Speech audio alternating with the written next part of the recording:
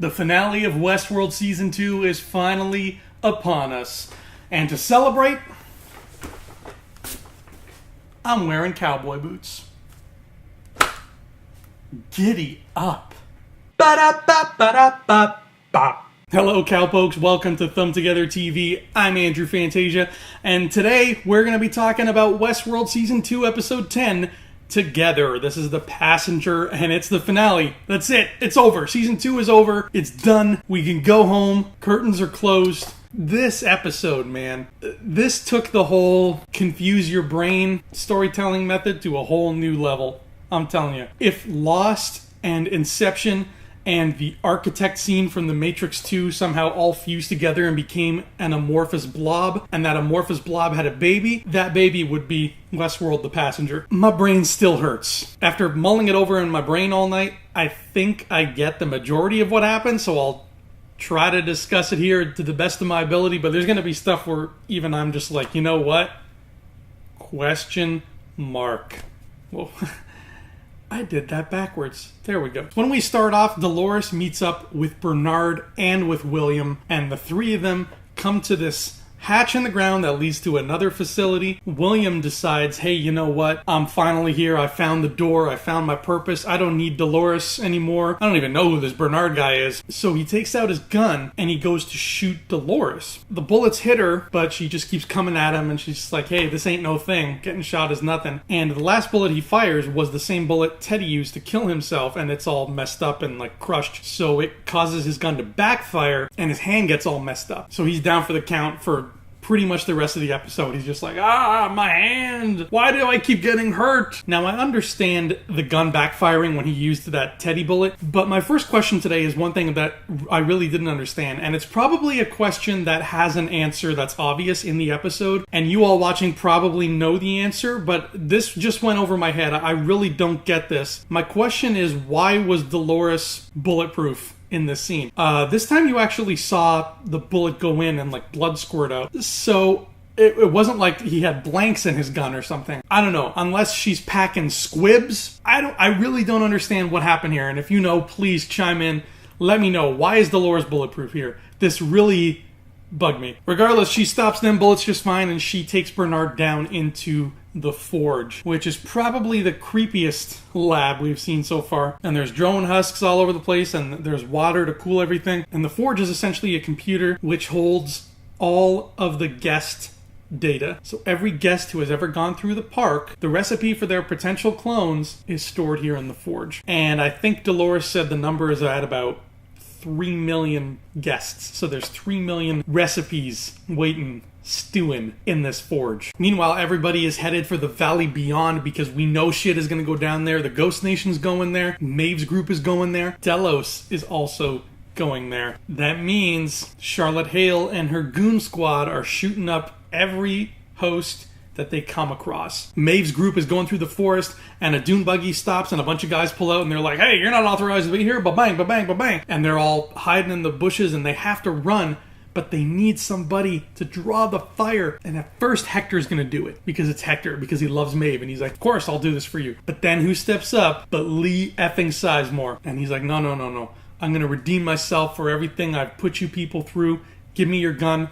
Run. And he stands up. This scene would have just been kind of, so-so. He would have just gotten shot and died, and that would have been it. But Lee gets to deliver the speech that he wrote for Hector way back in episode 1, season 1, that we've never gotten to see. We finally hear that speech. And the funny thing is, as far as I'm concerned at least, it was not a great speech. It was a really corny, melodramatic speech, but that's perfect.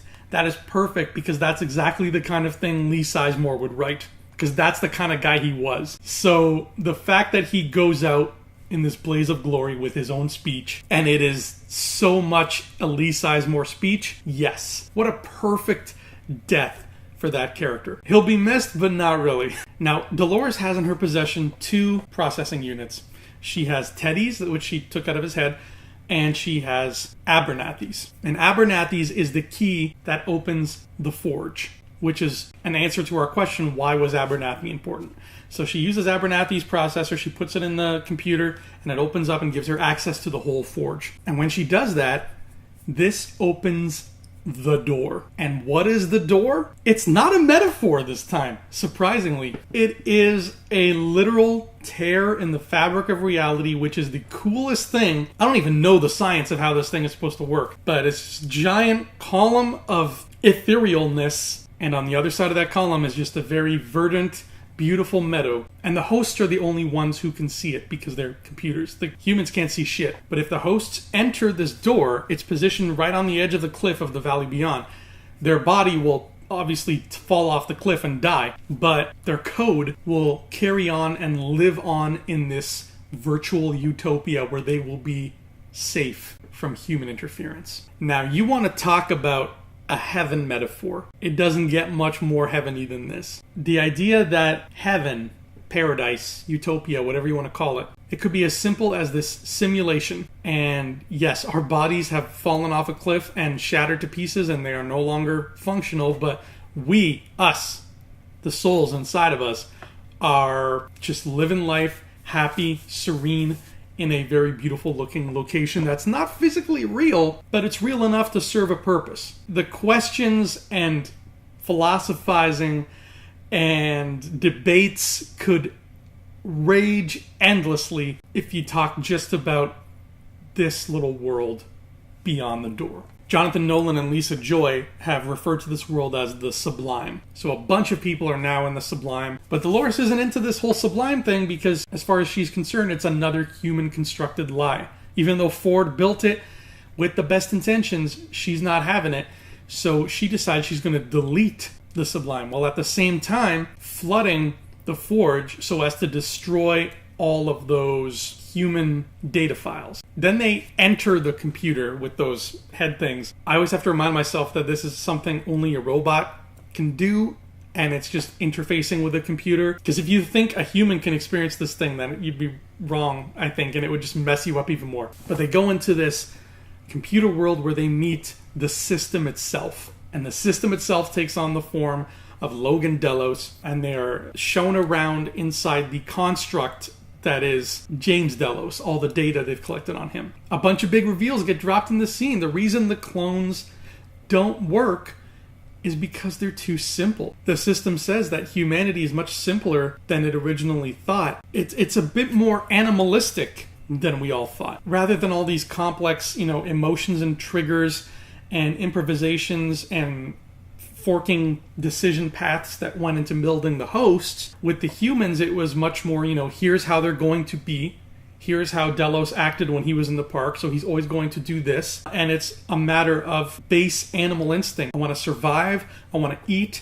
I want to have sex. Repeat, repeat, repeat. Maybe that's just because that's the kind of man James Delos was. He was a boor. He was a boorish man. Curious to see if the system would have told them the same thing had a more complex individual been cloned, but we'll get to that later. I love giant old-fashioned libraries. If there's such thing as Andrew's dream house, I don't even care what the other rooms look like, it just has to include a library. The virtual world inside the forge, where all the human data is stored, is a giant library like this. And there's a bunch of books, and every book has a person's name on their spine, and she's flipping through, and Dolores can see, it looks like the pages from the player piano. But it's just a collection of their data, a map of what they will always do and always say and always react to, because all these people have been monitored inside the park. And armed with that knowledge, Dolores now knows how to defeat them. So once they get out, she follows through their plan and she destroys the computer that's powering the Sublime, and she starts to flood the whole chamber in the forge. Meanwhile, in the future, this is where things get topsy-turvy, because the future Bernard, after the valley has been flooded, the Bernard where everybody knows he's a host now, he's tied up, and Charlotte and all these Delos scumbags are driving him out back to the valley, and they go down into the forge because they're looking for Abernathy's unit. That's the only way they can access the computer. So they take him down into the forge, and who is lying there but Dolores, and she's dead. Her body's just lying there dead, and there's blood coming out. And they're questioning him, and they're like, who did this? Where's Abernathy's core? And Bernard starts freaking out, and he's like, what's going on? What's going on? Malfunction. Meanwhile, in the past. So Dolores presses the key, she starts flooding everything, and at least this answers our question how the Valley Beyond got flooded. It gets flooded by this coolant system coming up. And we cut back to outside where all these hosts are trying to run through the door. And now it's terrifying because we know Dolores is she plans to delete that sublime world. So everybody who goes through there is going to be dead forever. Then Charlotte shows up with her peeps, and leading the charge is Clementine, zombie Clementine, riding on a pale horse. And she is another powerful Jedi mind host, except Charlotte controls her this time. So every time Clementine gets close to a host, the host goes apeshit and starts ripping other hosts apart. So she rides through, and it's like, it just spreads like wildfire. There'll be a host just standing there, and she'll just get close, and they'll be like, "Rah!" And it just turns into this massacre. And on the other side of the field, there's Maeve, and she sees this happen, and she sees her old friend, and she freaks out, but she's not going to let it sit until she knows her daughter is safely through the door. So she steps up, and all these hosts are clawing at her, and she holds out her hand, and she does her Jedi thing, and they all freeze midair, and it looks gorgeous. My God, that shot, it looks like a Renaissance painting, man. She's just standing there with her arm held out, and everybody is like ready to pounce on her, but they're frozen in these like big overt gestures, which buys her daughter enough time to get through unscathed. At which point Maeve relaxes, she lets go, and she gets shot multiple times. And she falls to the ground, and the other hosts come up and they pounce on her. She's at peace, and she dies with a big old smile on her face. And all around her, her friends are dead too. Her friend from Shogun World, the girl with the dragon tattoo on her face, she's dead too. And Hector gets killed as well. And we're left with just a sea of host bodies. And it is grisly as F. Meanwhile, back downstairs, Bernard is not happy with the idea of deleting the sublime. He thinks it's cruel. He's not having it. So he points a gun at Dolores, and he pulls the trigger, and he shoots her. And Dolores is dead. Again, why did that bullet work, but William's bullets didn't? I don't know. I don't understand that. But speaking of William, we see him up top, and he gets up, and he's like, I'm still really hurt. But he sees the hatch is still open, and he's like, I'm going down there. I'm not done yet. And he goes down there, and he gets into an elevator, and the elevator starts going down. And meanwhile, Bernard is like, well, I'm done here, and the place is flooding, so I better move. So he goes for the elevator, and he pushes the button, and this elevator's coming, and Bernard gets over there, and then the doors open, and nobody's in the elevator. And Bernard just steps in and rides his way up. And we don't see William again for a long time. Bernard wanders back to the main map room where all of Delos has congregated now that the battle is over. And Elsie is there. She's been rescued from the park by Delos, and she's back there, and she's very mad at Bernard for leaving her behind. And they have this big argument, and Bernard just kind of sits down, and she's frozen his motor functions because she was pissed at him. And I really love that. I love that there's a human and a host, and they're friends, and they have this heated argument. She gets up in his face, and she's like, "Seesaw motor functions." And he has to stop. I love that integration of a person and a host who consider each other equals, but they're still very upset at one another for different reasons.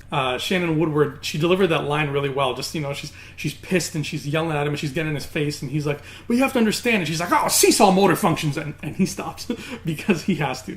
That was one of my favorite parts of the episode. Now, Elsie goes back downstairs and talks to Charlotte, and she's like, "Charlotte, look at this shit show. What's going to happen here?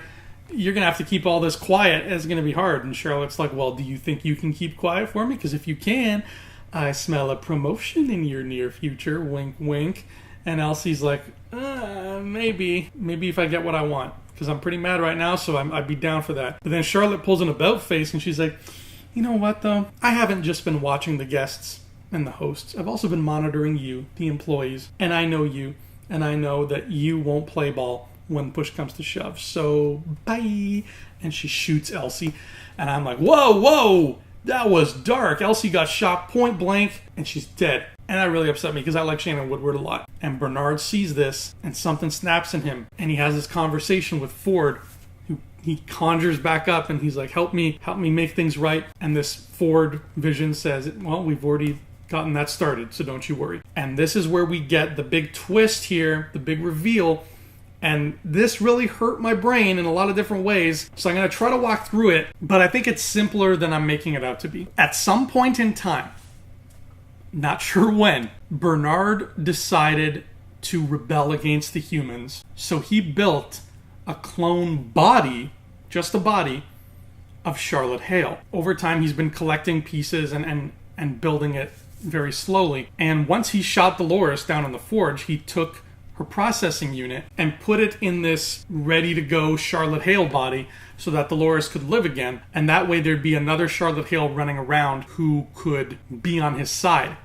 Because she's so powerful in the human world, she can come and go as she pleases, but that's actually Dolores. He's created basically an inside woman in the world of humanity. And this plan works because shortly after she shoots Elsie, Charlotte wanders away and she's barking orders at her subordinates and she's like, you get things done, you go over there, you latte now. She goes into this dark corner and she's just there, she's being all mean and she's reveling in the meanness that she has accomplished this episode. And then we see a shadowy figure walk out from this back room. And I was like, what's happening here? Figure comes closer and closer and we see that it is a naked host that looks just like Charlotte Hale. Now, as a man who has a severe crush on Tessa Thompson, seeing a naked Tessa Thompson host was A-okay in my books. And then the whole reveal happened that it was Dolores, and she shoots Charlotte and kills her. She has that great line. She says, you wanted to live forever. Be careful what you wish for. Ba-bang. And Charlotte goes down. Now, this was a double-edged sword for me, because on the one hand, it was a really cool reveal, and it got the plot moving, and it gave Dolores a chance to come back. But on the other hand, it killed Charlotte Hale. And apart from the fact that I am redonkulously hot for this woman, she was pretty much the main villain of these first two seasons. So if she's dead, who's our antagonist now? There's no more Charlotte. But again, they kind of worked their way through that, but we'll get there. So every time throughout the season when we have seen future Charlotte, that has been, I think, Dolores in that body the whole time. That has been a host. So they pulled the wool over our eyes. They made us think that Bernard was somebody else in a Bernard body, when in fact he has always been Bernard. It's just been Charlotte. That was really cool, man. The only thing that confuses me, well, not the only thing. This is a tricky show, Andrew. But the only thing that really confused me about this particular plot point is, okay, we find out Bernard had to make sure this plan worked. And the only way he could ensure that this plan went through was to screw with his own memories and make him forget that he did this. That's why he's remembering things out of sequence. That's why all the chronologically effed stuff is happening this whole season. And I understand that, and that's fine. But my question is, when did he tamper with his memories? What was the moment where he was like, nope, let me just fix that, and now I don't know where I am all of a sudden. Again, this is, I think, a question that has an easy answer that a lot of viewers already know. If you know that answer, chime in. When did he do that? When did he turn his memories upside down to fool himself in order to save the day here at the end? So now, in the future, which is now the present, so we can just call it the present from now on. In the present, they're in the forge, and Bernard is kneeling over the body of Dolores, and he's like, oh my god, oh my god, oh my god. And Charlotte's pointing a gun at him, and Strand is pointing a gun at him, and other Delos soldiers are pointing a gun at him, and Costa is messing around with the Forge computer, and he's trying to upload all the guest data that they've spent years collecting and beam it to a satellite. But this is the moment where the plan comes to fruition. We see Charlotte, and Charlotte's got this smirky look on her face, and I'm like, why does Charlotte look happy that Delos is losing? What's happening here? And when they drop that bomb and everything sort of falls into place and all the dominoes tip over, that's when we reveal that she is in fact Dolores in a Charlotte body. And she kills Strand, she kills the other soldiers, she kills Costa, they're all dead. And she helps up Bernard, and she's like, look, I changed my mind. I don't want to destroy the Sublime. I think it is kind of a good idea. So she keeps the Sublime. It's still there as far as we know, and she alters the path of the satellite uplink so that it doesn't beam to the Delos satellite. It beams somewhere else. I don't know if she beamed it to another specific place, or did she just beam it into outer space so that it's just floating around in space where nobody can reach it. I don't know if that was made clear either. So that's another question. And once that uplink is done, Dolores shoots Bernard, and he's dead too. So many people just get their asses shot in these 90 minutes. So finally we get to the beach, and the rescue squad is there, and all these Delos people are ferrying out all the humans who've been trapped there for all this time. And Charlotte/Dolores, Charloris, walks up to Stubbs, who is there checking everybody. He's got that little scanner thingy, and he's checking everybody to make sure everything's kosher. And he scans her, and then she's talking to some folks, and she's about to get on a boat. And Stubbs gets right up to her. He gets very, very close to her. And he starts telling her, like, I don't know who I'm loyal to. I was loyal to Ford. I was loyal to this and that. But then I realized that, who you're loyal to is kind of a liquid thing here in Westworld. I'm responsible, at the end of the day, for all the hosts in the park. And it's clear by the look on his face that his scan showed that she was, in fact, Dolores, that this was a host he was talking to. So Stubbs knows this is not Charlotte Hale, because Stubbs didn't like Charlotte Hale. Stubbs wouldn't have been this buddy-buddy with her. And he just kind of winks and he's like, you know what? Go ahead. Get out of here. Stubbs has always been a decent guy, so I love that he did this. And even Charloris is giving him this look like, damn, boy. That's mighty kind of you. She passes him by and she gets on the boat, and the boat's taking her, ferrying her away towards the plane that's going to leave Westworld forever. And she opens up her purse, and she's got, it looks like 5, there could be more, but I saw at least 5 processing units. In the next scene, we find out who at least 2 of them belong to. Because in the next scene, we are back in that room where Dolores keeps having her little chat with Bernard in that box, and he's like, is this now? And they have their philosophical ramblings and whatnot. And I don't know if you remember, but a few weeks ago on this very show, I pointed out, I said, look at that room they're in. There's windows on the top of the ceiling. There are no windows in these Westworld rooms because it's all subterranean. So what's that about? What's going on there? And you know what? I thought I was just nitpicking a little bit of set dressing, but no, it turns out I was on the money. The windows were important. The windows were 100% important. I caught that. I'm so proud of myself. There's a pat on the back. There's a pat on the other side of the back. That was the hint. They are now in the real world. And Bernard wakes up in this facility, and he has been freshly made. We thought all these scenes were Dolores back in the park helping to build the Bernard bot. And maybe some of them were. But the majority of these in this room were Dolores building the new Bernard in the new human world. And we find out that there was a facility Ford made somewhere in the real world with the 3D printer, with all, the equipment that she would need. And Charloris went there. She had these little CPUs, one of which was Bernard. And she rebuilt Bernard with the 3D printer, and he's back, and he's like, whoa, what's going on? Last thing I remember, you shot me. And she builds her own body again, so she doesn't look like Tessa Thompson anymore, and she put her mind back in her own body, so now she's Evan Rachel Wood, and everything's back to normal. But Tessa Thompson is also still there. There's still a host walking around that looks like her, thankfully.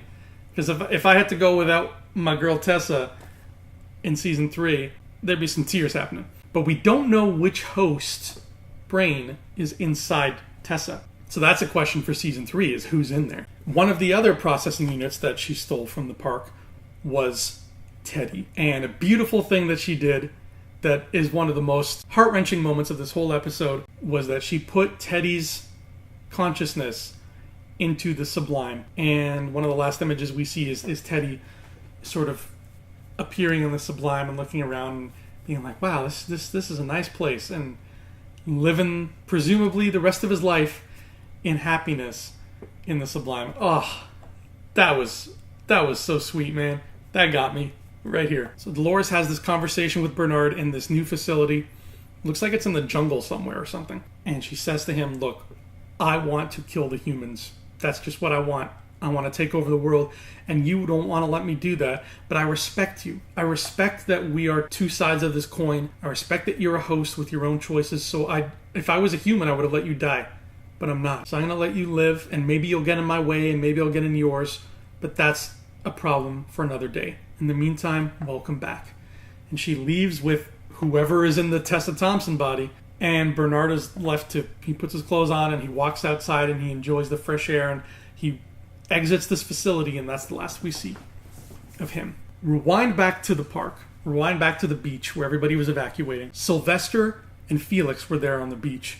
They survived everything. And a bunch of the Delos people find them, and they realize that they're engineers, and they're like, hey, you two, can you sort this mess out? Can you get some of these hosts back online or what? Like, we have a park to run here. And the two of them kind of look at each other, and they're like, yeah, we can do that.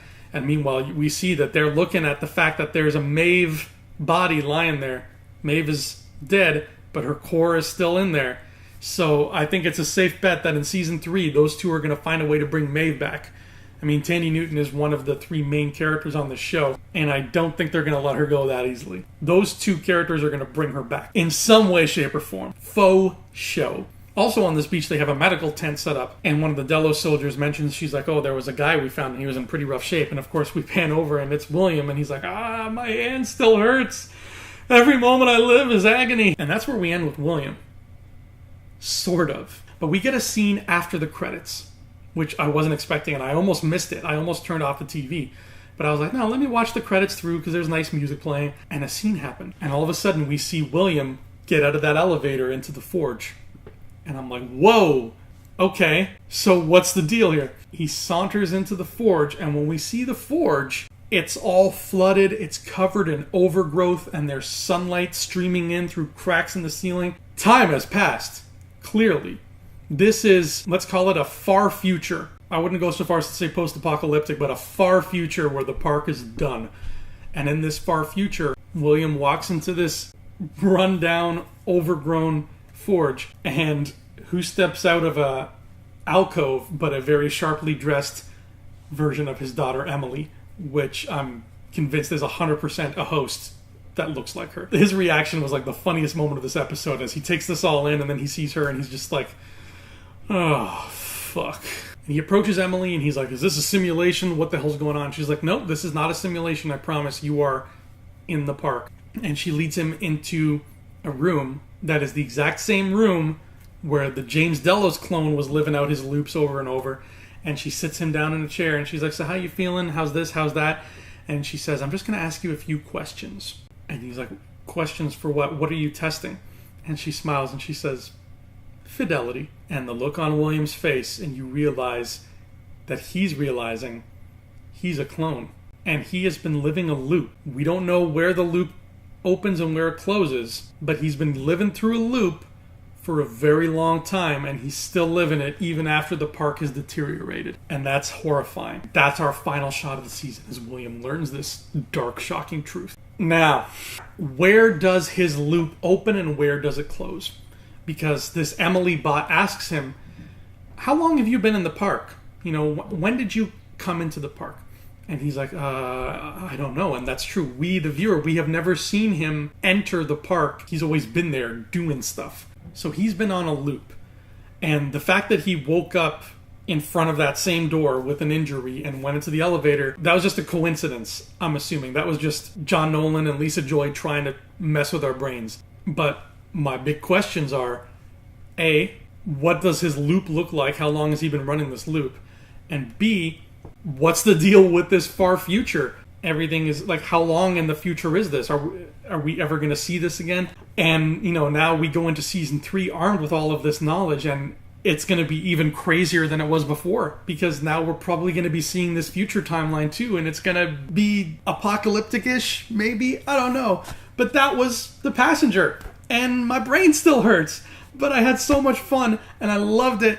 And the more I think about it, the more little things I understand. Obviously, you know, I had my questions this episode, and eventually they'll be answered, whether it's by you, the viewer, or by the show itself. And then the more I steep in this world, the better it tastes. It's like a fine tea that way. Now, for season 3, here's what I want to see. Here's my wish list, okay? First of all, I want to see a lot more of the real world. I like futuristic-looking cities and stuff, so the idea of Dolores walking around in this real futuristic city with Tessa Thompson by her side, and Bernard is running around there too. I love that idea. She's plotting world domination. He's trying to stop her. Give me lots of that. I also want to see who those other hosts were. Who did she save? We know Bernard and Teddy were 2 of them, but who else did she save? Who else was in that purse? I want to see Maeve come back, obviously. I want to see this far future.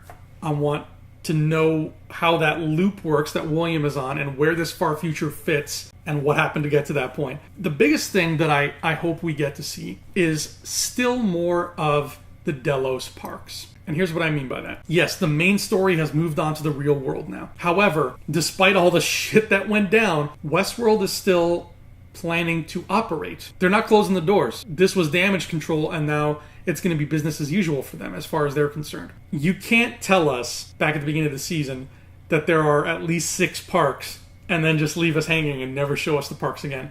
So I want to see more of these parks. First of all, we got very little of Shogun World. Way less than I was expecting. So bring us back to Shogun World. Bring us back to the Raj. Show us what those other 3 parks are that we haven't seen. And if there's any more, if there's more than 6, what are the other ones? Make those reveals special and make them big. I'm going to predict right now that when Maeve is brought back by Felix and Sylvester, and she will be, at first she's going to be in a different body. Possibly even in a different park. And we're going to meet this new character and be like, this new character's interesting. It's Joanne, the Viking from Viking World. Joanne has a lot of Maeve-like characteristics, doesn't she? And then we're going to find out through some crazy twist, maybe midway through season 3, Joanne is Maeve. And they're going to put that back in the proper Maeve body, and we're going to get Tandy Newton again. Take that to the bank. Those are my questions, my predictions.